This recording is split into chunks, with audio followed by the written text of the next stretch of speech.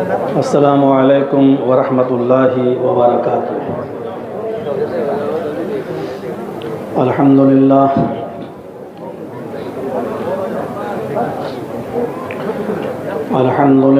نحمده ونستعینه ونستغفره ونعوذ باللہ من شرور انفسنا ومن سیئات اعمالنا، من يهده الله فلا مضل له ومن يضلله فلا هادي له،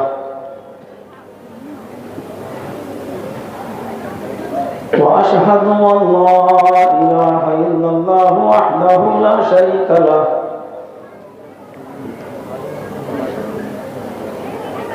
وأشهد أن محمدا عبده ورسوله، أما بعد فإن خير الحديث كتاب خير الهدي هدي محمد صلى الله عليه وسلم، وشر الأمور محدثاتها وكل محدثة بدعة وكل بدعة ضلالة وكل ضلالة في النار۔ أعوذ بالله من الشيطان الرجيم، بسم الله الرحمن الرحيم۔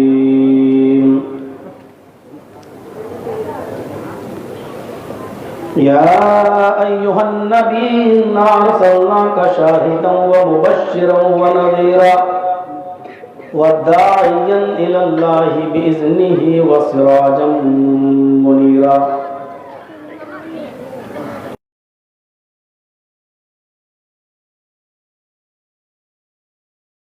يفقهوا قولي۔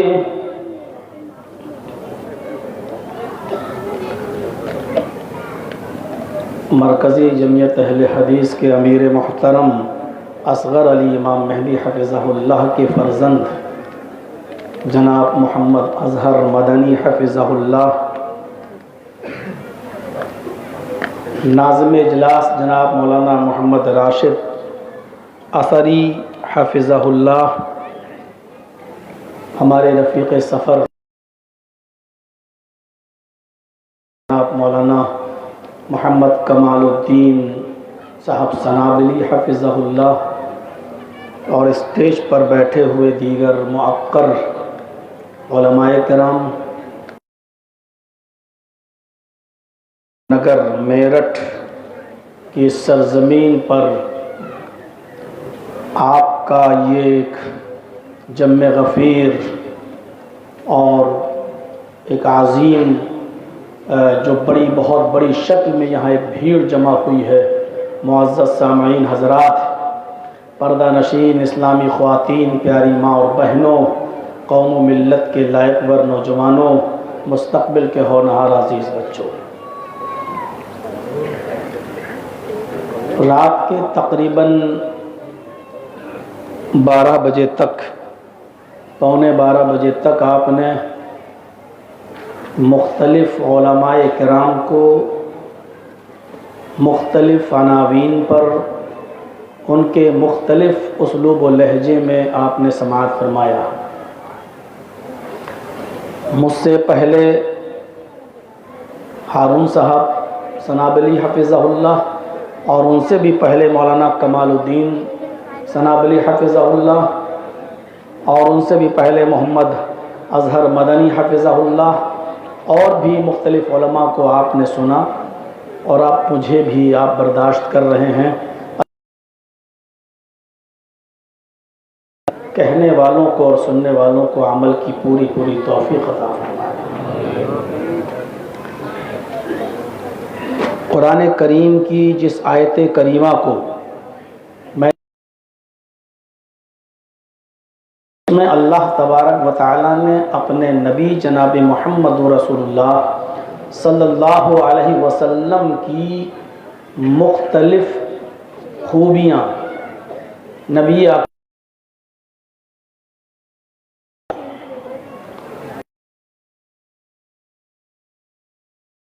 اس وقت ہمارے ملک کے جو حالات ہیں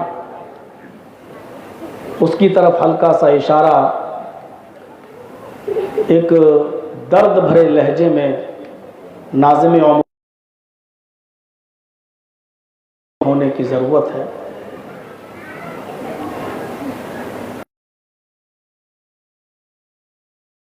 میں معلوم ہے اور آپ کو بھی اس سے واقفیت ہے، جو لوگ سوشل میڈیا سے جڑے ہوئے ہیں ان کو بخوبی اس کا علم ہے۔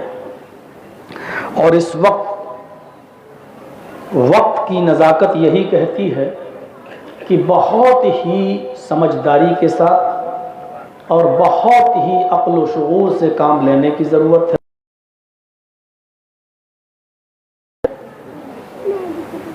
اس وقت ہم امن و امان اور شانتی کا پیغام اور بھائی چارے کا سندیش اگر دے سکتے ہیں تو اس کے لیے ہمیں جناب محمد رسول اللہ صلی اللہ علیہ وسلم کی سیرت کو عام کرنے کی ضرورت ہے۔ ضرورت ہے کہ نبی اکرم صلی اللہ علیہ وسلم حدیثوں کی کتابوں میں اور سیرت کی کتابوں میں ضرورت یہ ہے کہ اس کے ایک ایک گوشے کو عام کیا جائے، اور جو لوگوں کے اذہان و قلوب پر جو غلط پرتیں جمی ہوئی ہیں اس کو سیرت طیبہ کی روشنی میں ہٹایا جائے۔ میں نے جو آیت پڑھی ہے اس میں اللہ تبارک و تعالیٰ نے جو متعدد اوصاف بتائے ہیں ان میں پہلی صفت یہ بتائی ہے کہ ہم نے آپ کو شاہد بنا کر بھیجا ہے، ہم نے آپ کو مبشر بنا کر بھیجا ہے، ہم نے آپ کو داعی بنا کر بھیجا ہے، نذیر بنا کر بھیجا ہے، ہم نے آپ کو داعی الی اللہ بنا کر بھیجا ہے، ہم نے آپ کو سراج منیر بنا کر بھیجا ہے۔ یا ایھا النبی مبشرا ونذیرا، اے میرے نبی صلی اللہ علیہ وسلم، ہم نے آپ کو شاہد گواہ بنا کر بھیجا ہے، ومبشر اعمال پر جنت کی بشارت دینے والا، خوشخبری سنانے والا بنا کر بھیجا ہے، ونذیرا برے کاموں کے انجام سے ہم نے آپ کو جہنم سے اور عذاب قبر سے، عذاب جہنم سے ڈرانے والا بنا کر بھیجا ہے، وَدَاعِيًا إِلَى اللَّهِ اور اللہ کی طرف دعوت دینے والا داعی بنا کر بھیجا ہے، وَسِرَاجًا مُنِيرًا اور روشن چمکتا ہوا سورج بنا کر، روشن چراغ بنا کر ہم نے آپ کو بھیجا ہے۔ یہ اوصاف حمیدہ بیان کیے گئے۔ حافظ ابن کثیر رحمۃ اللہ علیہ نے تفسیر ابن کثیر کے اندر لکھا ہے شاہد کی تشریح کرتے ہوئے کہ اِنَّا أَرْسَلْنَاكَ شَاهِدًا وَمُبَشِّرًا وَنَذِيرًا، اے میرے نبی ہم نے آپ کو شاہد گواہ بنا کر بھیجا ہے۔ نبی اکرم صلی اللہ علیہ وسلم کی گواہی اللہ تبارک و تعالیٰ کی ذات کے بارے میں تھی۔ نبی اکرم صلی اللہ علیہ وسلم کی گواہی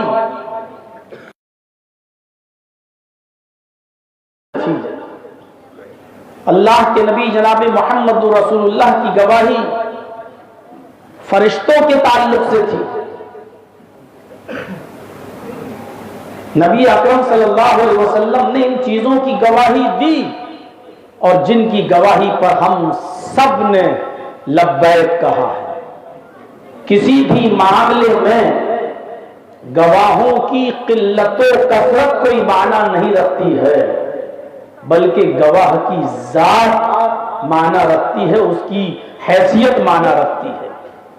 کبھی کبھی کسی بھی ایک معاملے کو پورا علاقہ جھٹلاتا ہے، لیکن اسی علاقے کے اندر کوئی باوقار اور باعزت اور معزز شخص اس کو نہیں جھٹلاتا ہے، اور لوگوں کی نظر میں وہ معزز ہوتا ہے، لوگوں کی نظر میں وہ محترم ہوتا ہے، اس کی عزت ہوتی ہے.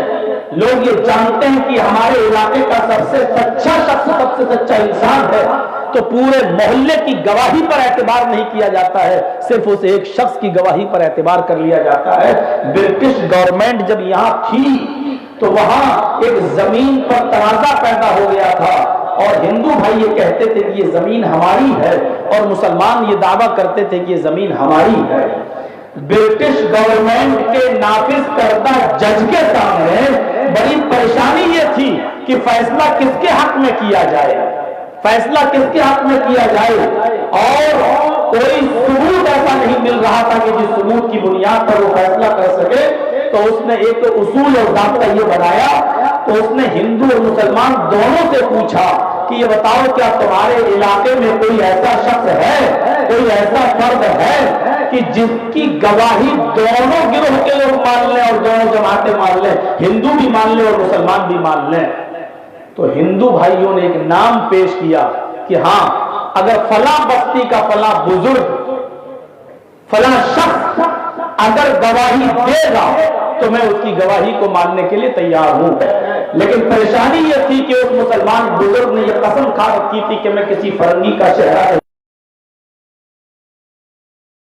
نہیں دیکھوں گا. کورٹ سے جب ان کے پاس نوٹس گیا، ان کو بلایا گیا،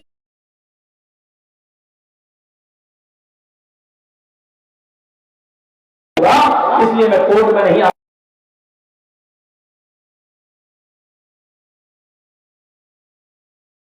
گارنٹی دی کہ آپ میرا چہرہ نہیں دیکھیں گے، میں پردہ ڈال دوں گا یا آپ کا چہرہ کہیں گھما لوں گا، لیکن معاملہ ٹکا ہوا ہے. لہذا اس شرط پر کہ مجھے تو آپ کا چہرہ کے اندر گئے، اور جانے کے بعد انہوں نے کندھرے میں کھڑے ہو کر گواہی دی، اور گواہی دیتے ہوئے انہوں نے کہا کہ جج صاحب کا کوئی واسطہ نہیں ہے، مسلمان جھوٹ بول رہے ہیں.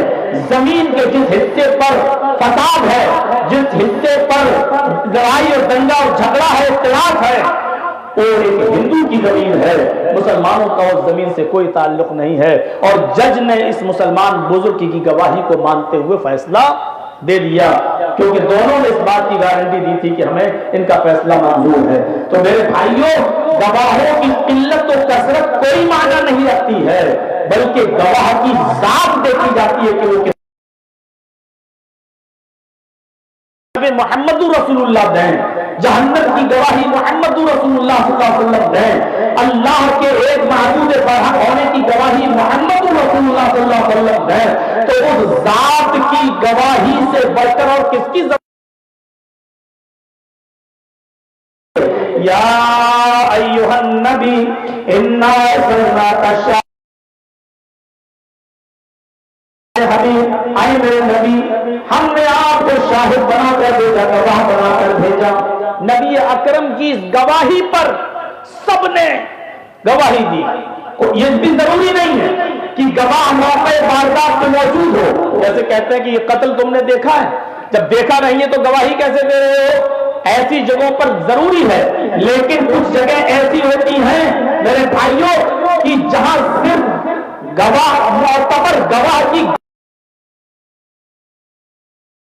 کہ ہم اور آپ بھی تو کلمہ پڑھتے ہیں اشہد ان لا الہ الا اللہ، میں گواہی دیتا ہوں کہ اللہ کے علاوہ کوئی معبود نہیں. تو کیا ہم نے اور آپ نے اللہ کو دیکھا ہے؟ ہم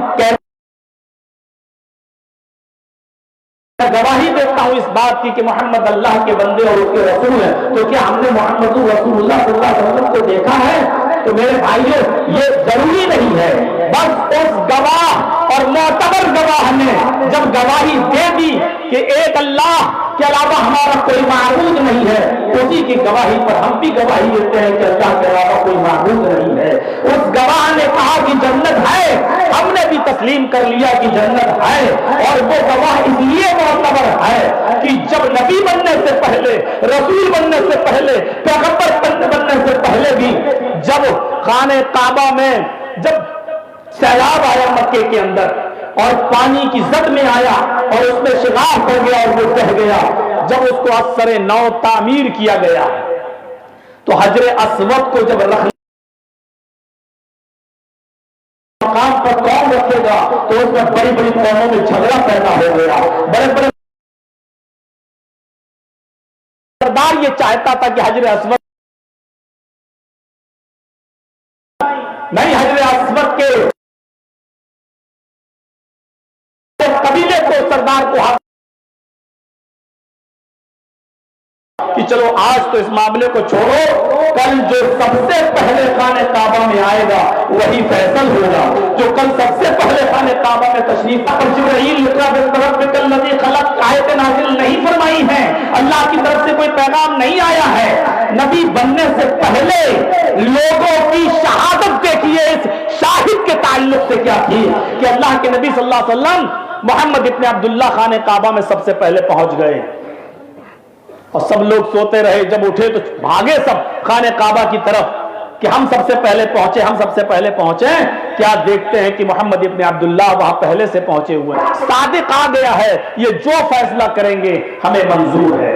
ابھی فیصلہ کیا نہیں ہے. یہاں آپشن ہوتے ہیں، ڈسٹرکٹ کورٹ میں اگر فیصلہ ہمارے خلاف گیا تو آپ سپریم کورٹ میں جا سکتے ہو، ہر آدمی کے پاس آپشن موجود ہیں. لیکن یہاں آپشن بھی نہیں ہے. ابھی فیصلہ بھی نہیں کیا محمد رسول اللہ نے کہ حجر اسود کو کون رکھے گا. ابھی محمد ابن عبداللہ ہے، محمد رسول اللہ بھی نہیں. ابھی فیصلہ بھی نہیں کیا لیکن لوگوں نے اپنا فیصلہ سنا دیا. قد جاء الصادق، صادق آ گیا، سچا آ گیا، امانت دار آ گیا. آپ جو بھی فیصلہ کریں گے ہمیں منظور ہے. فیصلہ کیا نہیں لیکن منظوری کا سرٹیفکیٹ لوگوں نے پہلے دے دیا. اتنا بڑا جج، اتنا بڑا جج آج تک اس دھرتی پر پیدا نہیں ہوا کہ جس کے یہ فیصلہ غلط کر ہی نہیں سکتا ہے. فیصلہ کرنے سے پہلے وہ لوگ یہ کہہ رہے ہو کہ ہمیں فیصلہ آپ کا منظور ہے، جو بھی فیصلہ آپ کریں گے ہمیں منظور ہے. امن و امان کو قائم رکھنے کے لیے آپ چاہتے تو حجر اسود کو اپنے ہاتھ سے اٹھا کر رکھ دیتے، لے جاتے، لیکن نہیں. آپ نے کیا کیا؟ ایک چادر بنائی اور اس چادر کے بیچوں بیچ میں آپ نے حجر اسود کو رکھا اور آپ نے قبیلوں کے سرداروں سے کہا کہ ایک کونا تم پکڑو، ایک کونا. سب لوگوں نے ایک ایک ایک ایک کونا پکڑا اور اس کونوں کو پکڑ کے کہا جب لے کے چلو اور جہاں خانہ کعبہ بنا ہوا وہاں تک پہنچے. سب لوگ لے کر آئے اور جب خانہ کعبہ جہاں بنا ہے وہاں پر لے جا کر رکھ دیا اس چادر کو. پھر اللہ کے نبی نے اس حجر اسود کو اٹھا کر اپنی جگہ پر رکھ دیا. ہر قبیلے کا سردار خوش ہے. سب یہ سوچ رہے ہیں کہ نہیں، اس کو ہم اٹھا کر لائے، اس کو ہم اٹھا کر لائے. کسی کے درمیان کوئی جھگڑا نہیں. نبی بننے سے پہلے جس نے امن و امان اور شانتی کو اس طریقے سے بحال کیا ہو، جس نے بہت بڑے فتنے اور بہت بڑے فساد کو روک دیا ہو، نبی بننے سے پہلے جس کی دور اندیشی کا اور جس کی عقل مندی کا یہ حال ہو تو تصور کرو کہ نبی بننے کے بعد اس کی دور اندیشی اور اس کی عقل مندی کا کیا حال ہوگا. ایک ماہر حکیم اور طبیب اور ڈاکٹر ہمارے پاس ہوتے ہوئے بھی آج ہم علاج یہودیوں سے کرائیں، آج ہم علاج عیسائیوں سے کرائیں، آج ہم ویسٹرن کلچر کا اور ویسٹرن کلچر کو آج ہم اپنی سوسائٹی اور اپنے ماحول میں ہم جگہ دیں. جس کے پاس ماہر طبیب ہو اور وہ جھولا چھاپ ڈاکٹروں کے پاس اپنا علاج کرا رہا ہو، جس کے پاس ایک ماہر ڈاکٹر ہو وہ ماہر ڈاکٹر کو چھوڑ کر جھولا چھاپ ڈاکٹروں کے پاس دوا لینے کے لیے جا رہا ہو، اس سے بڑی بے غیرت اور بے شرم قوم اور کون ہو سکتی ہے؟ یا یہ کہہ لو کہ اس سے بڑی جاہل قوم کون ہو سکتی ہے کہ جس کے پاس ماہر طبیب ہو، جس کے پاس ماہر حکیم ہو، جس کے پاس ایکسپیرینس ہولڈر ڈاکٹر ہو، جس کے پاس تجربے کار ڈاکٹر ہو، وہ ایسے ذرا تصور کرو میرے بھائیو، اس سے زیادہ ناکارہ قوم اور کون ہو سکتی ہے؟ تو یا ایھا النبی انا ارسلناک شاہدا و مبشرا و نذیرا، اے میرے نبی ہم نے آپ کو شاہد بنا کر بھیجا ہے. میں ایک ایک چیز کی طرف اشارہ کرتے ہوئے آگے بڑھتا جاؤں گا. ورنہ ایک ہی چیز پہ چاہے تو ایک ایک اور دو دو گھنٹے کی تقریریں کی جا سکتی ہیں، لیکن ابھی آئیے شاہدن، ہم نے آپ کو گواہ بنا کر بھیجا ہے۔ گواہوں کی قلت و کثرت معنی نہیں رکھتی ہے، گواہ کی ذات معنی رکھتی ہے، اور اس میں کوئی شک نہیں کہ محمد رسول اللہ کی ذات سے بڑھ کر گواہی کے اعتبار سے کوئی ذات معتبر نہیں ہو سکتی ہے۔ اور پھر اس نے اپنی گواہی پر پوری امت کو بھی گواہ بنا لیا۔ خطبہ حجۃ الوداع کے موقع پر آپ نے 20 منٹ کا 25 منٹ کا جو بھی خطبہ دیا، خطبہ دینے کے بعد پھر آپ نے اپنی امت کے لوگوں سے پوچھا، صحابہ سے پوچھا، اللہ نے مجھے جو پیغام دے کر بھیجا تھا کیا میں نے اس پیغام کو پورا کر دیا یا نہیں کر دیا؟ کیا میں نے اس پیغام کو پورا تم تک پہنچا دیا یا نہیں پہنچا دیا؟ میں نے اللہ کی امانت سے کوئی خیانت تو نہیں کی ہے؟ اللہ نے مجھے جو تبلیغ دعوت بتاؤ میں نے اس کو پہنچایا یا نہیں پہنچایا؟ پوری صحابہ کرام کی جماعت چیخ پڑی، قد ادیتا ونصحتا، اے اللہ کے نبی آپ نے ادا کر دیا اس حق کو، آپ نے پورا کر دیا اس کام کو جس کو اللہ رب العالمین نے دے کر بھیجا تھا۔ آپ نے جب امت محمدیہ نے یہ گواہی دی، صحابہ کرام نے یہ گواہی دی، تو صحابہ کی گواہی پر اللہ کے نبی نے اللہ کو گواہ بنا لیا اور فرمایا اللہم اشہد اللہم اشہد اللہم اشہد، اے اللہ میری امت دے گواہی دے رہی ہے، میں نے کوئی چیز چھپائی نہیں ہے، تو نے جو دعوت جو کام جو فریضہ تو نے مجھے دیا تھا وہ میں نے پورا کر دیا ہے، وہ میں نے ان تک پہنچا دیا ہے۔ اے اللہ میری امت کی گواہی پر تو بھی گواہ بن جا، اے اللہ میری امت کی گواہی پر تو بھی گواہ بن جا۔ شاہد اس شہادت کے ساتھ اٹھتا ہے کہ وہ اپنی شہادت پر پوری امت کو گواہ بھی بنا لیتا ہے اور کہتا ہے کہ اللہ میری امت کی شہادت پر تو گواہ بن جا۔ اگر کل قیامت کے دن کوئی جھٹلائے اور یہ کہے کہ نہیں آپ نے اس دعوت کو فریضے کو پورا نہیں کیا تو تو گواہ رہنا، آج پوری امت گواہی دے رہی ہے کہ پہنچا دیا اور اس کو ادا کر دیا، قد بلغتا وادیتا ونصحتا، آپ نے پوری طریقے سے اس فریضے کو انجام دیا۔ یا ایھا النبی انا ارسلناک شاہدا ومبشرا ونذیرا، اور ہم نے آپ کو مبشر بشارت دینے والا بنا کر بھیجا ہے، خوشخبری دینے والا بنا کر بھیجا ہے۔ نبی اکرم کی پوری زندگی نیک کام کرنے پر لوگوں کو جنت کی خوشخبری دینے میں گزر گئی۔ کبھی آپ اپنی امت کو خوشخبری سنا رہے ہیں، من قال لا الہ الا اللہ دخل الجنہ، جس نے لا الہ الا اللہ کہہ دیا وہ جنت کے اندر داخل ہوگا۔ کہیں آپ خوشخبری سناتے ہیں من قال لا الہ الا اللہ، دل سے لا الہ الا اللہ کہے گا وہ جنت کے اندر داخل ہوگا۔ کہیں آپ خوشخبری سنا رہے ہیں اپنی امت کو کہ من مات لا یشرک باللہ شیئا دخل الجنہ، جو اس حال میں مرتا ہے جس کے پاس موت آتی ہے اس حال میں کہ وہ اللہ کے ساتھ کسی کو شریک نہیں کرتا تھا وہ جنت کے اندر داخل ہوگا۔ کہیں آپ خوشخبری سنا رہے ہیں من کان آخر کلامہ دخل الجنہ، مرتے وقت جس کی زبان سے آخری جملہ آخری کلمہ لا الہ الا اللہ نکلا وہ جنت کے اندر داخل ہوگا۔ جنت کی یہ مبشر مردوں کے ساتھ ساتھ عورتوں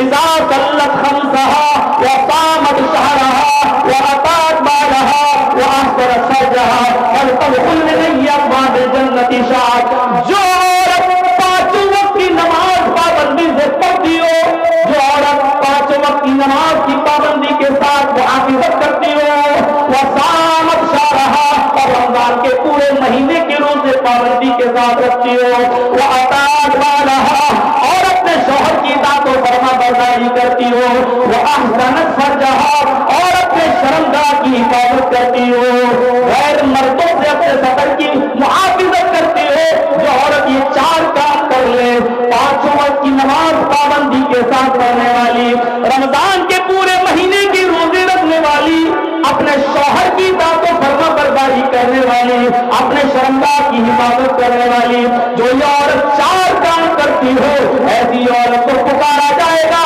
کہا جائے گا فلتدخل من ابواب الجنۃ شاءت، اے اللہ کی نیک بندی تو جنت کے جس دروازے سے داخل ہونا چاہے ہو جا، تیرے لیے جنت کے 8 دروازے کھلے ہوئے ہیں۔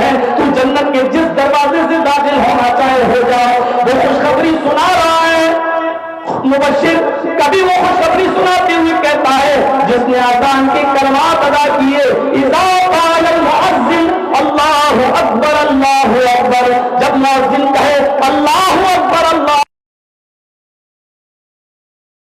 تو تم کہو اللہ اکبر اللہ اکبر۔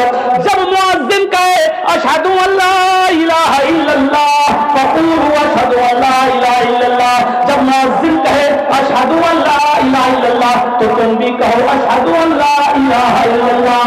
وَإِذَا قَالَ الْمُؤَذِّنُ أَشْهَدُ أَنَّ مُحَمَّدًا رَّسُولُ اللَّهِ، جب مؤذن کہے اشہد ان محمد رسول اللہ تو تم بھی کہو اشہد ان محمد رسول اللہ۔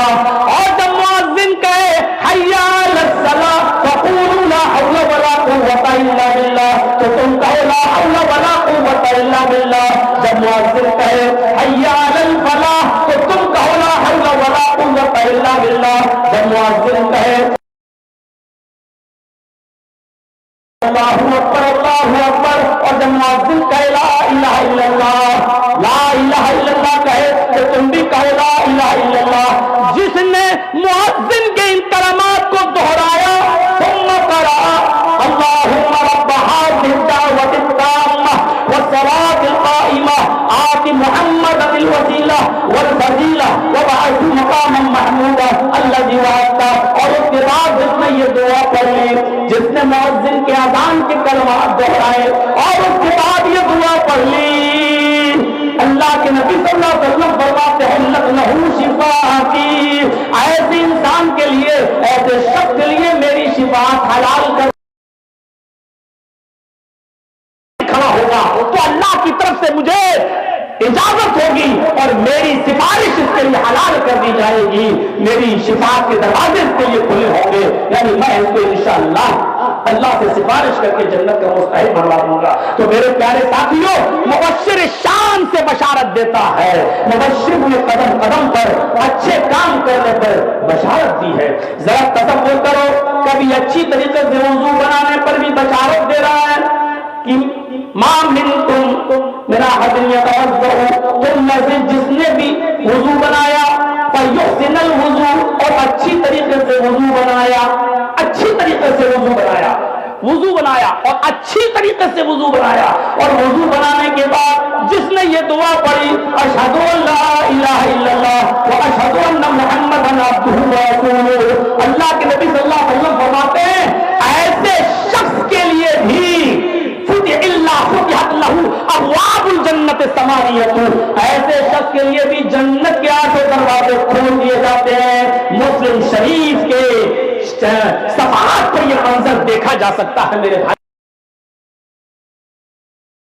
ابواب الجنت ثمانیہ، ایسے شخص کے لیے جنت کے 8 دروازے کھول دیے جاتے ہیں۔ ہم ان کو معمولی سمجھتے ہیں، آج معمولی کام ہم ان کو سمجھے ہوئے ہیں، ورنہ بتائیے وضو بنایا بسم اللہ ہٹ گئے، دعا یاد ہی نہیں، دعا پڑھیے اور دعا پڑھیے تو دیکھیے کتنی بڑی نیکی ہے۔ اللہ کے نبی کہتے ہیں اس کے لیے جنت کے 8 دروازے کھول دیے گئے۔ اذان ہو رہی، ہم چائے کی ہوٹلوں پہ بیٹھ کے چائے کی چسکیاں لے رہے ہیں، اذان وقت، گھڑیاں، موبائل، الارم بتا رہا ہے آپ کو یہ اذان کا وقت ہے، آپ 1 منٹ 2 منٹ پہلے فارغ، اس کے بعد یہ دعا پڑھیے، اللہ کے نبی کی سفارش ہمارے اور آپ کے لیے حلال ہو رہی ہے۔ ہماری ماں بہنوں کو چاہیے کہ وہ یہ 4 کام جو اللہ کے نبی نے بتائے ہیں، جنت کے سارے دروازے ان کے لیے کھل رہے ہیں، ہم ان کو معمولی سمجھتے ہیں، معمولی، اور ان کو چھوڑے ہوئے ہیں۔ میرے بھائیوں ذرا غور کیجئے مبشر کس زوردار انداز سے بشارت دے رہا ہے۔ حضرت عائشہ صدیقہ فرماتی ہیں جاءتنی سائلہ، ایک مانگنے والی آئی، بخاری کے صفحات پر یہ منظر دیکھا جا سکتا ہے کہ ایک مانگنے والی میرے پاس آئی، نبی اکرم اس وقت گھر میں نہیں تھے، ایک مانگنے والی مانگنے آئی، وَمَعَهَا صَبِيَّانٌ، اس کے ساتھ چھوٹے چھوٹے 2 اس کے بچے تھے، اس کے ساتھ 2 چھوٹے چھوٹے بچے تھے، بھوکے تھے، وہ اپنے بچوں کی طرف اشارہ کر کے کہہ رہی تھی کہ میرے بچے بھوکے ہیں، میں بھی کچھ ہو تو دے دو۔ حضرت عائشہ فرماتی ہیں کہ میرے پاس ایک کھجور رکھی ہوئی تھی، میں نے وہ کھجور اٹھا کر اس کو دے دی۔ بخاری کے اندر ہے ایک کھجور، اور مسلم شریف میں بھی یہ حدیث آئی ہے، لیکن مسلم شریف کے اندر ہے 3 کھجوریں میرے پاس تھیں۔ میں دونوں چیزیں آپ کو بتا دیتا ہوں، پہلے بخاری کے الفاظ بتاتا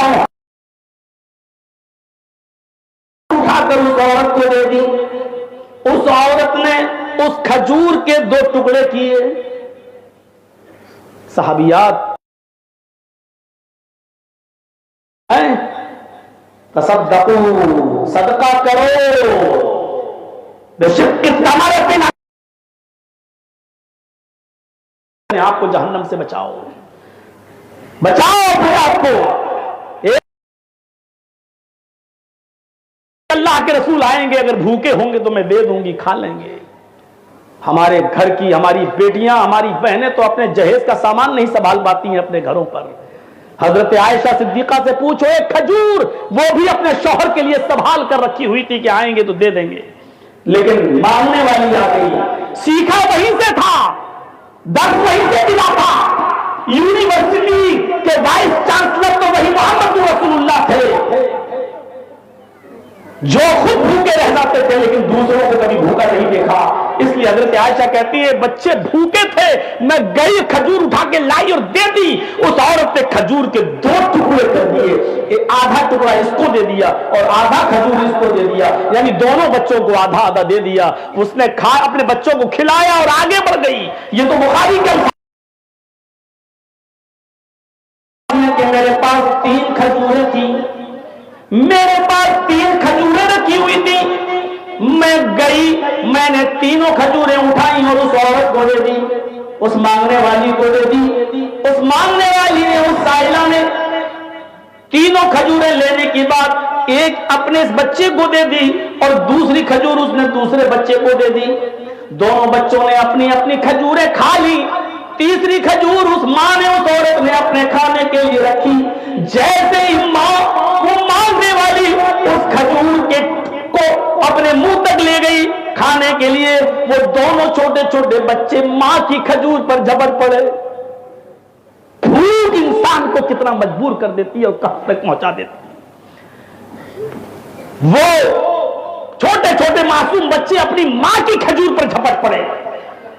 ماں کو رحم آ گیا اور اس نے اپنی کھجور کے بھی 2 ٹکڑے کر ڈالے، خود نہیں کھایا، اس کھجور کے 2 ٹکڑے کر دیے، آدھا اس بچے کو دے دیا اور آدھا اس بچے کو دیا. پانی پیو، چل دی، آگے بڑھ گئی، چلی گئی آگے. اللہ کے نبی صلی اللہ علیہ وسلم جب گھر پہ تشریف لائے، حضرت عائشہ صدیقہ نے پورا واقعہ بتا دیا. آپ کے لیے کھجور رکھی ہوئی تھی لیکن مانگنے والی آئی، ایسا معاملہ تھا. اس کے ساتھ 2 چھوٹے چھوٹے بچے تھے. مبشر کس انداز سے بشارت دیتا ہے، مبشر کی بشارت دیکھیے. کہا اچھا، کہا اس عورت نے اپنی کھجور کے بھی 2 ٹکڑے کر دیے اور ایک اس کو دے دیا اور آدھا ٹکڑا اس کو دے دیا، خود نہیں کھایا اور چلی گئی. کہا عائشہ یہ منظر تم نے اپنی آنکھوں سے دیکھا ہے؟ ہاں اللہ کے نبی میں نے دیکھا ہے. عائشہ وہ عورت اپنے بچوں کی پرورش کی آزمائش میں مبتلا کر دی گئی ہے، آزمائی گئی ہے. خود اس نے بھوکا رہنا اپنے آپ کو گوارا کر لیا ہے لیکن اپنے بچوں کو اس نے بھوکا نہیں رہنے دیا ہے. اپنے بچے کی صحیح تربیت کرنا چاہتی ہے، اپنے بچے کو بھوکا نہیں رکھنا چاہتی ہے. جانتی ہو عائشہ اس عورت نے ایسا کر کے کتنا بڑا نیک کام کیا ہے. بخاری شریف کی حدیث کے الفاظ، جنت واجب کر لی، اس عورت پر جنت واجب ہو گئی ہے. جو عورت اپنے بچوں کے لیے آزمائش میں مبتلا ہو گئی ہے، اپنے خود بھوکی رہ کر اپنے بچوں کا پیٹ پال رہی ہے، وجبت علیہ الجنہ، جنت اس پر واجب ہو گئی ہے. مبشر اس زوردار انداز سے اٹھتا ہے اور بشارت دیتا ہے کہ دیکھیے میری ماں اور بہنوں، تم تو اپنے حلال بچے رحمِ مادر میں 3 ہفتے 4 ہفتے 6 ہفتے 8 ہفتے کے بچے گرا دیتی ہو. زیادہ بچے ہیں نہیں پرورش کر پائیں گے، 4 لڑکی ایک اور لڑکی کا وجود نہیں پال پائیں گے. ذرا تصور کرو کہ محمد رسول اللہ صلی اللہ علیہ وسلم بشارت کس عورت کو دے رہے ہیں جو اپنے بچوں کی پرورش میں آزمائی گئی ہے، مبتلا کر دی گئی ہے، آزمائش میں ڈال دی گئی ہے، لیکن اپنے بچوں کو بھی کسی حال میں بھوکا نہیں چھوڑ رہی ہے، تربیت بھی کرتی جا رہی ہے اور اپنے بچوں کو بھوکا بھی نہیں رکھ رہی ہے. اللہ کے نبی فرماتے ہیں وجبت علیہ الجنہ، اس عورت نے کیوں پر جنت واجب ہو گئی، جنت واجب ہو گئی. میرے بھائیوں مبشر شاندار بشارت کے ساتھ اٹھتا ہے، یا ایھا النبی انا ارسلناک شاہدا ومبشرا ونذیرا. شاہد ہو گیا، مبشر پر بھی ہلکی سی روشنی ڈال دی. آئیے ذرا نذیر کی طرف بھی دیکھ لیں. ہم نے آپ کو ڈرانے والا بھی بنا کر بھیجا ہے, ہم نے آپ کو ڈرانے والا بھی بنا کر بھیجا ہے. جہاں اچھے کاموں پر جنت کی خوشخبری آپ دیتے ہیں, وہی برے کاموں کے انجام سے بھی آپ لوگوں کو ڈراتے ہیں. آپ نے جہاں جنت کی خوشخبری دی, وہیں آپ نے جہنم سے بھی لوگوں کو ڈرایا, جہنم سے بھی آپ نے لوگوں کو ڈرایا. کبھی وہ نذیر جہنم سے ڈراتے ہوئے یوں کہتا ہے کہ اے لوگوں, جہنم 1000 سال تک پہلے جلائی گئی تو وہ سفید ہو جاتی ہے, پھر اللہ تعالیٰ نے اس جہنم کو 1000 سال تک اور بھڑکایا تو وہ جہنم سرخ ہو جاتی ہے, پھر اللہ تبارک و تعالیٰ نے اس جہنم کو 1000 سال تک اور جلایا تو وہ جہنم کالی ہو جاتی ہے, سیاہ ہو جاتی ہے. اور اب بھی وہ کالی ہے, اب بھی وہ سیاہ ہے, اور چاروں طرف سے وہ جہنم پیک ہے. قسم ہے اس ذات کی جس کے قبضے میں میری جان ہے, اگر جہنم کی دیواروں سے سوئی کے سوراخ کے برابر بھی اگر سانس کھول دی جائے, سوئی کے سوراخ کے برابر بھی اگر سوراخ کر دیا جائے تو اس سے جہنم کی دیواروں سے جہنم کی جو گرمی نکلے گی, جس کی جو جاسوس تپش آئے گی, اس گرمی سے پوری دنیا جل کر گھبراہٹ ہو جائے, کسی کو پتہ ہی نہیں چلے گا. وہ جہنم اتنی سخت گرم ہے کہ دنیا کی آگ بھی جہنم کی آگ سے کئی بار پناہ مانگتی ہو. میرے بھائیوں, وہ نذیر لوگوں کو جہنم سے اس طریقے سے ڈراتا ہے کہ وہ جہنم سے بچنے کی فکر کرو. وہ نذیر ہے, اس لیے کوہ صفا پر بھی چڑھ کر اس نے اپنے قرابت داروں اور رشتے داروں کو ڈراتے ہوئے فرمایا, یا کعب ابن لؤی انقذوا انفسکم من النار, یا مرۃ ابن کعب انقذوا انفسکم من النار, یا بنی عبد مناف انقذوا انفسکم من النار, یا بنی عبد شمس انقذوا انفسکم من النار, یا بنی عبد المطلب انقذوا انفسکم من النار. آپ ایک ایک کا نام لے کر کہہ رہے ہیں, آئے کعب ابن لؤی کے خاندان, آپ کے خاندان والوں اپنے آپ کو جہنم سے بچاؤ. آئے بنی عبد شمس کے لوگوں اپنے آپ کو جہنم سے بچاؤ. آئے بنی عبد مناف کے لوگوں اپنے آپ کو جہنم سے بچاؤ. آئے بنو عبد المطلب کے لوگوں اپنے آپ کو جہنم سے بچاؤ. اسی مجمع میں محمد رسول اللہ نے اپنی بیٹی فاطمہ کو بھی نہیں چھوڑا اور اپنی پھوپھی صفیہ کو بھی نہیں چھوڑا. آپ نے فرمایا, آئے صفیہ بنت عبد المطلب, آئے میری پھوپھی صفیہ, اپنے آپ کو جہنم سے بچا. اور اسی مجمع میں آپ نے اپنی بیٹی فاطمہ کو بھی یہ جملے فرمائے, یا فاطمہ بنت محمد انقذی نفسک, جگر, آئے میری بیٹی فاطمہ تو بھی اپنے آپ کو جہنم سے بچا. آئے میری بیٹی اپنے آپ کو جہنم سے بچا. سلینی من مالی ما شئت, دنیا میں جو مال چاہے مجھ سے مانگ لے, دنیا میں جو چاہے مجھ سے لے لے. من مالی, جس کا میں مالک ہوں, جو میری ملکیت میں ہے, جو میں جس کا میں مالک ہوں, اس میں سے تو جو چاہے لے لے. انی لا اغنی عنک من اللہ شیئا, قیامت کے دن میں تیرے کوئی کام نہیں آ سکتا, قیامت کے دن میں تمہارے کوئی کام نہیں آ سکتا. میرے بھائیوں, اس نذیر نے جہنم کے عذاب سے لوگوں کو ڈرایا اور باخبر کیا کہ دیکھو اس دن کوئی کسی کے کام نہیں آئے گا. جاسوس تپش ہوگی, میدان محشر کا دن ہوگا, نفسا نفسی کا عالم ہوگا, 50,000 سال کا ایک دن ہوگا. اس دن کوئی کسی کے کام نہیں آئے گا. قرآن میں ایسی آیتیں بھری پڑی ہے, یوم یفر المرء من اخیہ وامہ وابیہ وصاحبتہ وبنیہ. اس دن انسان بھاگ رہا ہوگا. یوم یفر المرء من اخیہ, انسان اپنے بھائی کو دیکھ کر بھاگ رہا ہوگا. یہ میرا بھائی کہیں مجھ سے نیکی نہ مانگ بیٹھے. وامہ وابیہ, بیٹا اپنی ماں سے بھاگ رہا ہوگا, اپنے باپ سے بھاگ رہا ہوگا. میری ماں مجھ سے کوئی ایک نیکی نہ مانگ بیٹھے, میرا باپ مجھ سے کوئی ایک نیکی نہ مانگ بیٹھے. وہ صاحبتی, شوہر اپنی بیوی سے بھاگ رہا ہوگا. وہ بنی, اور باپ اپنی اولاد سے بھاگ رہا ہوگا. میرے بھائیوں, یہ منظر پیش کیا ہے، اور یہ منظر اللہ تبارک و تعالیٰ نے اسی نذیر کے زبان سے ادا کروایا ہے، اس انداز سے ڈرا رہا ہے۔ میرے بھائیو، جہنم کی تپش اور جہنم سے پھوٹ رہا، پورا قرآن پڑھ جائیے آپ، قرآن میں کہ 3 حصے اگر کر دیے جائیں، قرآن کو 3 پارٹس میں ڈیوائڈ کر دیا جائے 3 حصوں میں، تو آپ کو 2 حصے فکر آخرت سے بھرے ہوئے ملیں گے۔ قیامت کی ہولناکی، میدان محشر اور انہی تمام چیزوں سے آپ کو قرآن 2 حصے آپ کو بھرے ملیں گے۔ جوڑا ہے، اس دن سے سب کو باخبر کیا ہے، ہوشیار کیا ہے کہ ایک دن آئے گا اور اس دن ہمیں اور آپ کو سب کو اس دن کے لیے تیاری کرنا ہے۔ اس دن انسان دیکھ لے گا، ہاں وہ کتاب جب ملے گی، نام اعمال جب دے دیے جائیں گے، ان سے کہا جائے گا پڑھو، ہاں کتابیہ، لو پڑھو تم اپنے نام اعمال کو، جس کے سیدھے ہاتھ میں نام اعمال ملے گا وہ تو ٹھیک، اور جس کو مجھے یہ کتاب، مجھے یہ نام اعمال نہ دیا جاتا، وَلَمْ أَدْرِ مَا حِسَابِيَهْ، اے کاش کہ میں اپنے حساب و کتاب کو نہ جانتا، اے کاش مجھے حساب و کتاب کے بارے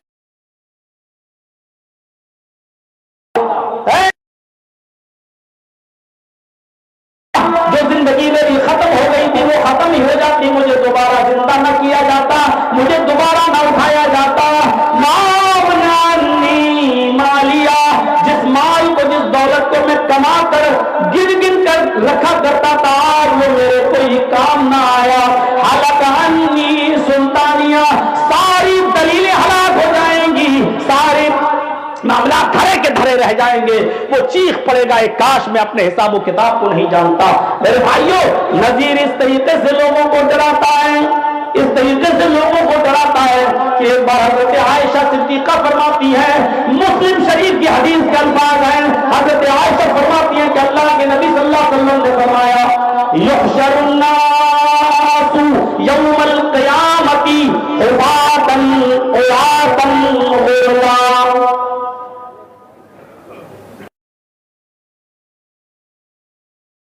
عائشہ، قیامت کے دن لوگ ننگے پیر ہوں گے، ننگے پیر، ننگے جسم ہوں گے، ان کے جسموں پر کوئی کپڑا نہیں ہوگا، غرلن، سب کے سب غیر مختون ہوں گے، کسی کے ختنہ نہیں ہوا ہوگا۔ اس حال میں اٹھیں گے لوگ قیامت کے دن، یہ حال ہوگا لوگوں کا، ننگے پیر ہوں گے، ننگے جسم ہوں گے، غیر مختون ہوں گے، کسی کو حق کا ختنہ نہیں ہوا ہوگا۔ حضرت عائشہ فرماتی ہے، میں نے پوچھا، قلت یا رسول اللہ النساء والرجال جميعا ينظر بعضهم الى بعض۔ منظر دیکھیے آپ، نذیر کس طریقے سے لوگوں کو ڈرا رہا ہے جہنم سے، ان کے برے کاموں کے انجام سے باخبر کر رہا ہے۔ کہا، حضرت عائشہ کہتی ہیں، میں نے سوال کیا، النساء والرجال جميعا، اے اللہ کے رسول، کیا مرد اور عورتیں سب ایک ساتھ ہوں گی؟ منظر دیکھیے آپ، یہاں تو بہت کچھ بھی ہونے کے باوجود کم سے کم اتنا تو ہے کہ اختلاف تو بہرحال نہیں ہے، وہ بھی بالکل برہنہ ہو کر، وہاں سب ننگے پیر، پوری طریقے سے ننگے جسم، جس طریقے سے ماں کے پیٹ سے بچہ پیدا ہوتا ہے، کپڑے کا کوئی تار نہیں ہوتا اس کے جسم پر، اور سب کے سب غیر مختون، کسی کے ختنہ نہیں۔ اور اس پر حضرت عائشہ کا یہ سوال، النساء والرجال جميعا، مرد اور عورتیں دونوں ایک ساتھ ہوں گے، ساتھ میں ہوں گے؟ فرمایا ہاں۔ حضرت عائشہ کہتی ہے، انظر بعضهم الى بعض، اے اللہ کے نبی، کیا مرد عورتوں کو دیکھ رہے ہوں گے اور عورتیں مردوں کو دیکھ رہی ہوں گی؟ کیا مرد عورتوں کو دیکھیں گے اور عورتیں مردوں کو دیکھیں گی؟ اے بچوں بیٹھ جاؤ یار، بہت دیر سے تم لوگ وہ کر رہے ہو، بیٹھے رہو یا چلے جاؤ، جانا ہو تو چلے جاؤ یا پھر بیٹھے رہو۔ ینظر بعضهم الى بعض، کیا مرد عورتوں کو دیکھ رہے ہوں گے اور عورتیں مردوں کو بھی دیکھ رہی ہوں گی؟ حضرت محمد رسول اللہ کی زبان سے جملہ نکلتا ہے، ہاں اے عائشہ، عورتیں مردوں کو دیکھیں گی اور مرد عورتوں کو دیکھیں گے، منظر کچھ ایسا ہی ہوگا، سب برہنہ ہوں گے، مرد عورتوں کو اور عورتیں مردوں کو دیکھ رہی ہوں گی۔ حضرت عائشہ چیخ پڑی، اے اللہ کے نبی، تب تو عورتیں مارے شرم کے مر جائیں گی جب مرد ان کی طرف نظریں اٹھا کر دیکھیں گے۔ اللہ کے نبی جواب دیتے، نہیں ایسا نہیں ہوگا، الامر من اینظر بعضهم الی بعض۔ عائشہ، معاملہ اتنا ڈینجر، اتنا خطرناک ہوگا، ہر انسان کو اپنی ایسی پڑی ہوگی کہ کوئی کسی کی طرف شہوت کی نظر اٹھا کر نہیں دیکھے گا۔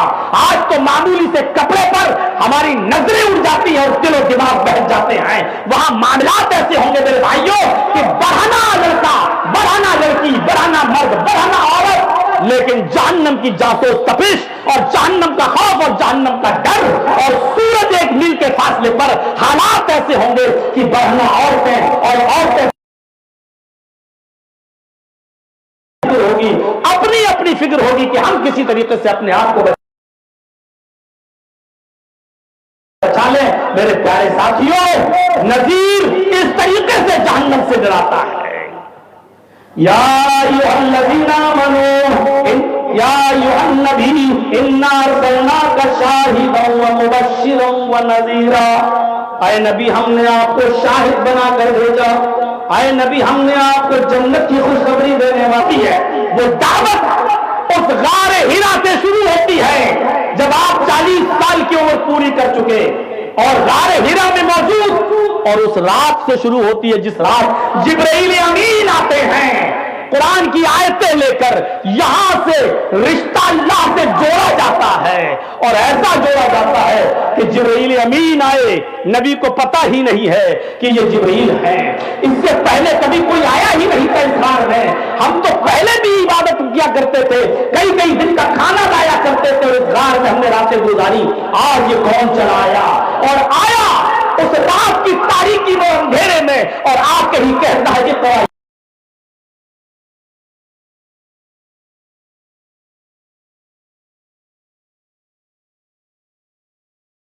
اقرا یا محمد۔ ارے پیدا ہوا تو میرا باپ نہیں، 6 سال کا ہوا تو میری ماں بھی مجھے چھوڑ کے چلی گئی، 8 سال کا ہوا تو میرا دادا بھی مجھے خیر آباد کہہ گیا، مجھے کوئی پڑھانے اور لکھانے والا ہی نہیں ملا، پوری زندگی میں ویسا ہی میں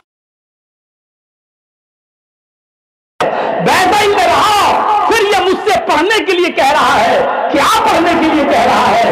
یہاں سے دعوت شروع ہوتی ہے، اقرا یا محمد، اے محمد پڑھو۔ ظاہر ہے جس نے کبھی پڑھنا نہ سیکھا ہو، اور جس کو کبھی کسی اسکول میں کسی مکتب میں الف با تا سا نہ پڑھایا گیا ہو، اس آدمی کا کیا جواب ہوگا؟ آپ نے وہی جواب دیا، ما انا بقاری، پڑھیے بخاری کتاب بدل وحی، آپ نے وہی جواب دیا، ما انا بقاری، میں پڑھا ہوا نہیں ہوں۔ اب سنیے گا ذرا دلچسپ بات، ما انا بقاری، میں پڑھا ہوا نہیں ہوں۔ حضرت جبریل علیہ السلام نے نبی اکرم کو پکڑا، سینے سے لگایا اور فرط محبت میں کس کے دبایا، زور سے دبایا۔ اللہ کے نبی فرماتے ہیں کہ اتنی زور سے اس نے مجھے سینے سے دبایا، لقد خشیت علی نفسی، مجھے ڈر لگا کہ کہیں میری جان نہ چلی جائے، میری روح نہ نکل جائے، اتنی تیز اس نے مجھے پکڑا اور دبایا، اور دبا کر پھر چھوڑ دیا، اور چھوڑنے کے بعد کہا اقرا یا محمد۔ ارے پھر وہی بات کہہ رہا ہے، اے محمد پڑھو، جبکہ میں اس کو جواب دے چکا ہوں۔ دوبارہ پھر کہہ رہا ہے اقرا یا محمد، اے محمد پڑھو۔ محمد ابن عبداللہ پھر وہی جواب دیتے ہیں، ما انا بقاری، میں پڑھا ہوا نہیں ہوں۔ جبرائیل امین نے دوسری بار پکڑا اور دبایا، پھر وہی کنڈیشن، اتنی زور سے کہ نبی اکرم فرماتے مجھے ڈر لگا کہ کہیں میری جان نہ چلی جائے، پھر چھوڑ دیا، پھر وہی جواب، ما انا بقاری۔ ارے میں کیا پڑھوں، بار بار مجھ سے کہہ رہے ہو پڑھو، میں پڑھنا نہیں جانتا، میں پڑھا ہوا نہیں ہوں۔ پھر پکڑا، پھر دبایا، پھر چھوڑا، پھر چوتھی بار کہا۔ اللہ بعض روایتوں میں آتا ہے کہ اللہ کے نبی نے یہ پوچھا، ماذا اقرأ، اچھا یہ بتاؤ کہ میں کیا پڑھوں، کیا پڑھوں؟ تب جبرائیل امین نے چوتھی بار کا پڑھو اقرأ باسم ربک الذی خلق خلق الانسان من علق اقرأ وربک الاکرم الذی علم بالقلم علم الانسان ما لم یعلم اقرأ اس رب کے نام سے جس نے پیدا کیا.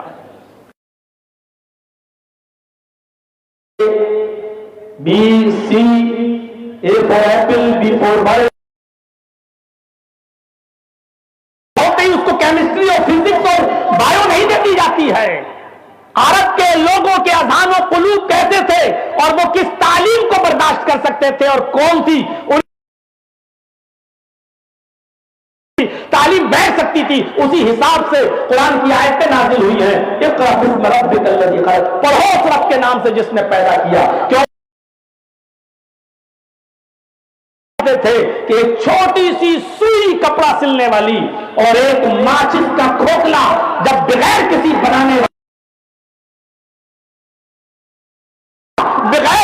والے کے وجود میں نہیں آ سکتا ہے تو اتنی بڑی زمین, اتنا بڑا آسمان, اتنا بڑا سورج, اتنا بڑا چاند اور یہ ستارے اور سیارے اور کہکشائیں یہ سب بغیر بنانے والے کے کیسے وجود میں آ سکتی ہیں. اس لیے وہ جانتے تھے کہ ان کا خالق کوئی ہے, ان کا پیدا کرنے والا کوئی ہے.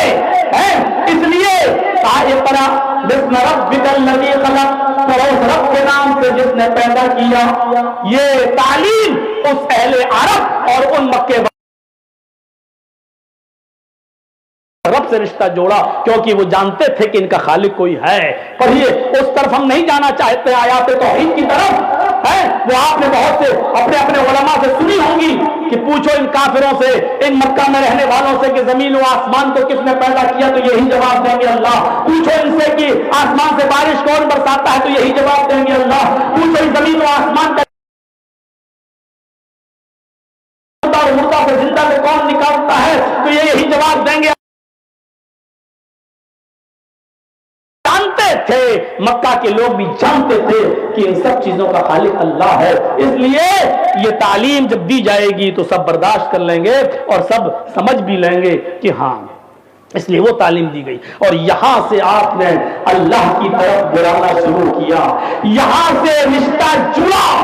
تو پھر وہی چیز اٹھاؤ جب کھل کر دعوت و تبلیغ کا حکم دیا گیا, جاؤ کھل کر ڈراؤ دعوت دو, تو آپ نے اسی اللہ کی طرف دعوت دی. ابھی جو میں نے بتایا تھا کوہ صفا پر چڑھ کر جو آپ نے ایک اللہ کی طرف دعوت دی, کوہ صفا پر چڑھ کر جب آپ نے تمام لوگوں کو اپنے ارد گرد جمع کیا تو دعوت کوئی اور نہیں تھی, تو دعوت یہ تھی قولوا لا الہ الا اللہ. لوگوں اپنی زبان سے لا الہ الا اللہ کہہ دو تم کامیاب ہو جاؤ گے. وہ دعوت دی گئی تو وہی دعوت دی گئی کہ تم کامیاب ہو جاؤ گے. آؤ دعوت کی طرف آپ نے پکارا اور ایک ہی اللہ کی طرف آپ نے لوگوں کو دعوت دی ہے. یہاں سے دعوت شروع ہوتی ہے میرے پیارے ساتھیوں, تو پھر وہ دعوت رکتی نہیں ہے. ہر موقع پر وہ دعوت اللہ کی طرف ہی ہوتی رہی اور اللہ کی طرف آپ بلاتے رہے. آپ نے سب جس کو بھی دے تو یہی کہا کہ لا الہ الا اللہ, بس اپنی زبان سے لا الہ الا اللہ کہہ دو. اپنے چچا سے بھی کہہ رہے ہیں آئے میرے چچا میرے کان میں لا الہ الا اللہ کہہ دو, بس میں اتنی سی بات میری مان لو. آئے چچا ابو طالب میرے کان میں صرف لا الہ الا اللہ کہہ دو میرے کان میں. اگر ان لوگوں کے سامنے آپ نہیں کہنا چاہتے تو میرے سامنے کہہ دو تاکہ میں حجت قائم کر سکوں اور اللہ تعالیٰ سے کہہ سکوں کہ اللہ میں گواہی دیتا ہوں کہ میرے چچا نے میرے کان میں تیرے ایک ہونے کی گواہی دی تھی, تجھے معبود مانا تھا. دعوت دی تو اپنے چچا کو بھی ایک اللہ کی طرف, اپنی بیٹی کو بلایا تو ایک اللہ کی طرف, اپنی پھوپھی صفیہ کو دعوت دی تو ایک اللہ کی طرف, اپنے خاندان والوں کو بلایا تو ایک اللہ کی طرف. میرے بھائیوں ذرا غور کرو کہ اس وقت مکے میں ایک بازار لگتا تھا, میلہ, جس کو سوق مقاص کہا جاتا تھا. عرب کے سارے شہروں سے وہاں پر افراد آیا کرتے تھے اپنا مال لے کر, اپنا مال فروخت کرتے تھے. محمد رسول اللہ کو پتا چلتا ہے مختلف قبائل کے لوگ سوق عکاظ میں مکے میں آئے ہوئے ہیں, تو آپ دعوت اللہ کے لیے سوق عکاظ میں چلے جاتے ہیں. جو سال میں ایک بار میلہ لگتا تھا اور اس میں پورے عرب سے چپے چپے سے لوگ آیا کرتے تھے. ایک نمائش سمجھ لو, ایکسیبیشن سمجھ لو, پورے علاقے سے لوگ آیا کرتے تھے. جب نبی اکرم کو پتا چلا اس میلے میں عرب کے چپے چپے سے لوگ آئے ہوئے ہیں تو آپ ان کو دعوت اللہ دینے کے لیے پہنچ جاتے ہیں. اس وقت حضرت فاطمہ رضی اللہ تعالیٰ عنہ کی عمر کوئی تقریباً 4 سال کی تھی. آپ اسی سوق اوقات میں چلے جاتے ہیں اور لوگوں کو اللہ کی طرف بلاتے ہیں. قولوا لا الہ الا اللہ. آئے اوقات میلے میں عرب کے چپے چپے سے آنے والوں, ایک اللہ کی عبادت کرو, اللہ کے علاوہ کوئی معبود نہیں ہے. اس نے مجھے رسول بنا کر دنیا میں بھیجا ہے. ایک ایک کو آپ نے اللہ کی طرف دعوت دینا شروع کی ہے.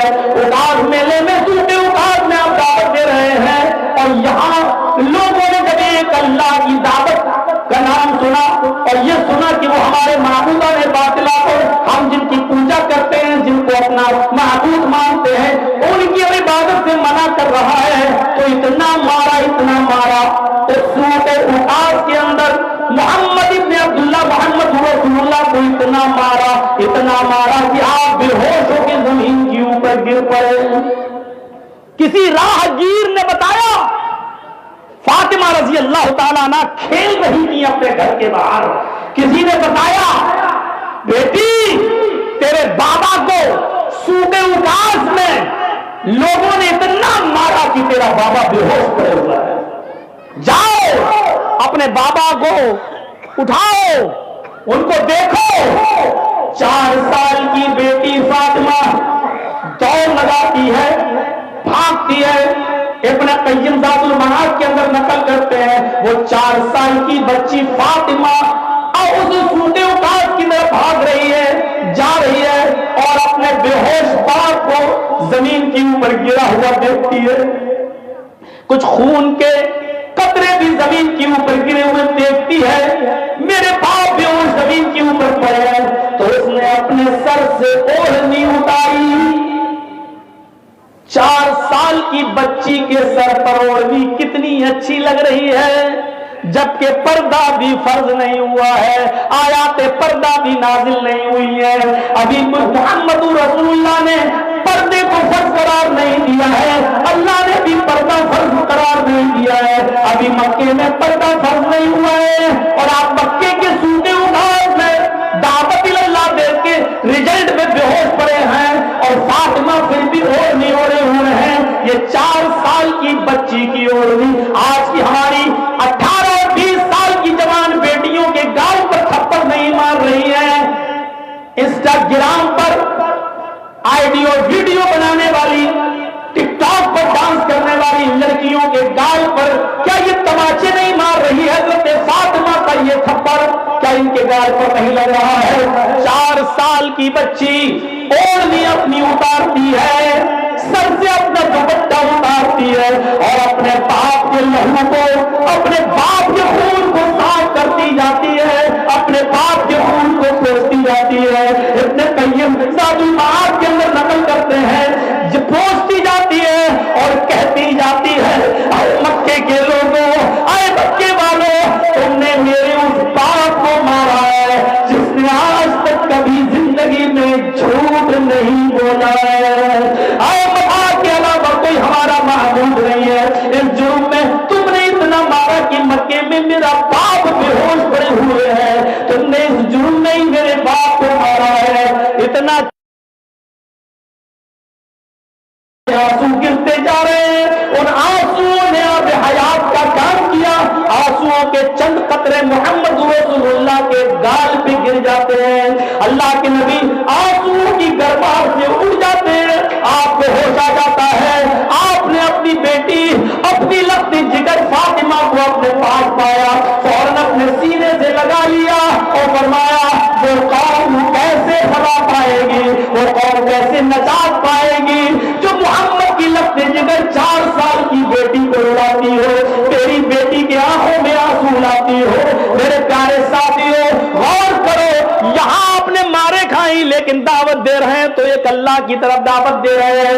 داعیہ اللہ کی یہ صفت اگر کسی کے اندر باطن موجود ہے تو وہ ہستی ہے محمد رسول اللہ صلی اللہ علیہ وسلم کی، جس کی پوری زندگی دعوت و تبلیغ میں نکلی ہے تو صرف ایک اللہ کی طرف دعوت دی ہے. طائف کا سفر یاد کرو، وہ طائف کا سفر، اور جن لوگوں نے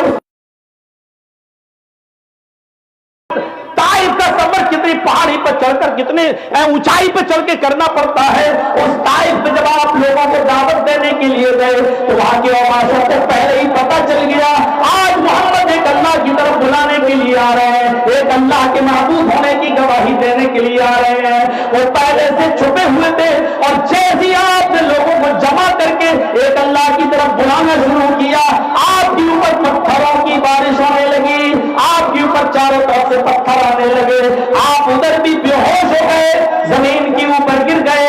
اتنا خون نبی اکرم صلی اللہ علیہ وسلم کا پیشانی سے نکلا کہ آپ کا وہ خون ماتھے سے پیشانی سے ٹپکتا تھا اور جوتوں پر گرتا تھا، جوتوں پر گرتا تھا. قاضی سلمان منصور پوری رحمت اللہ علیہ کے اندر نقل کرتے ہیں کہ آپ کا پیر خون سے جوتوں میں جو خون گرا وہ جوتا تک جم گیا تھا، خون جوتوں میں جم گیا، بے ہوش ہوئے. جب ہوش آیا تو فرشتہ کھڑا ہے، مجھے اللہ اگر آپ اجازت دیں، آپ اگر ہم کو اجازت دیں تو میں ان طائف والوں کو دو پہاڑیوں کے بیچ میں لا کر کچل دیں، ان کو آج پیس دوں، ان کی آج چٹنی بنا دی جائے، کچل دیا جائے. مجھے اللہ نے بھیجا ہے، آپ کی اجازت چاہیے.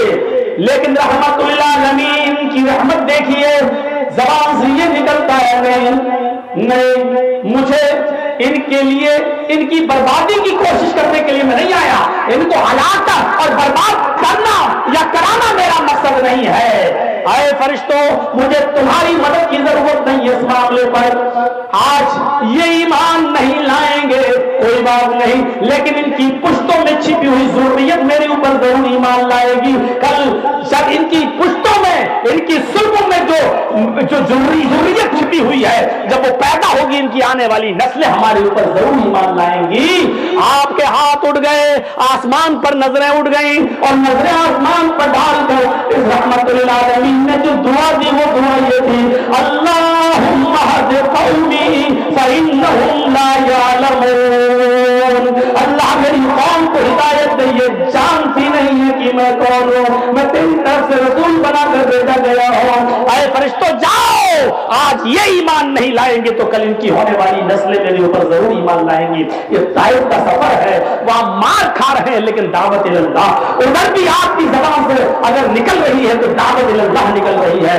غزوہ ذات الرقاع کا وہ منظر دیکھیے کہ جب وہاں سے لوٹتے ہوئے واپس آئے، صحابہ کرام نے عرض کیا، اے اللہ کے نبی ہم لوگ تھک چکے ہیں، کہیں سونا چاہتے ہیں، آپ ایک سنسان جگہ پر ہری بھری جہاں آپ نے پیڑ پودے دیکھے اسی گھاٹی کے اندر آپ نے پڑاؤ ڈال دیا اور فرمایا کہ جاؤ، جس کو جہاں جگہ ملے درخت کے سائے میں آرام کرو، لیٹو، آرام